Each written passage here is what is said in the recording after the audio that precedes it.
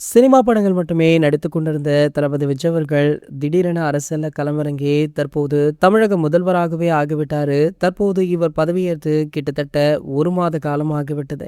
இந்த 1 மாத காலத்திலேயே தமிழகத்துல பல அதிரடி மாற்றங்களை கொண்டு வந்திருக்காரு. இன்னும் பல மாற்றங்களை கொண்டு வருவேன் அப்படின்னு உறுதிமொழியுமே எடுத்திருக்காரு. ஆகையால தளபதி விஜய் அவர்களுடைய அடுத்தடுத்த நகர்வுகளை எதிர்நோக்கி தமிழக மக்களும் பல பிரபலங்களுமே அதீத ஆவலுடன் காத்துட்டு இருக்காங்க. இந்த நிலையில பாத்தீங்கன்னா தளபதி விஜய் அவர்களுடைய மனைவியான சங்கீதா அவர்கள் ஒரு சில மாதங்களுக்கு முன்பாக இவரிடம் விவாகரத்து கேட்டு மனு தாக்கல் பண்ண விஷயம்தான் சோசியல் மீடியாக்கள்ல மிகப்பெரிய பூதாகரமாக வெடிச்சது. அதன் பின்னர் தமிழக சட்டமன்ற தேர்தல் வந்தது. தளபதி விஜய் அவர்களுமே வெற்றி பெற்றார். அவருடைய பதவியேற்பு விழாவில் நடிகை த்ரிஷா அவர்கள் கலந்து கொண்டாங்க. அதனை அடுத்து பாத்தீங்கன்னா தளபதி விஜய் அவர்கள் அவருடைய முக்கிய நிகழ்வு எதுவாக இருந்தாலுமே நடிகை த்ரிஷாவுடனே செல்கிறார்.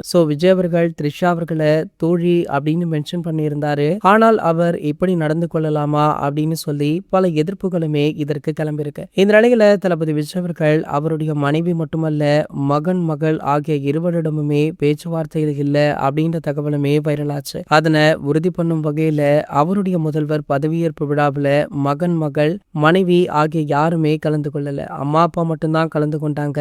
மேலும் நடிகை த்ரிஷா அவங்களுடைய அம்மாவுடன் வந்திருந்தாங்க. இந்த நிலையில பாத்தீங்கன்னா தளபதி விஜய் அவர்களுடைய மகனான திவ்யா ஷாஷா அவர்கள் கூடிய விரைவிலேயே தளபதி விஜய் அவர்களை நேர்ல மீட் பண்ண இருக்காங்களா. மேலும் பாத்தீங்கன்னா இந்த குடும்பத்தை மீண்டும் ஒன்றிணைக்கும் முயற்சியில திவ்யா அவர்கள் இறங்கி உள்ளதாக சொல்லப்படுது.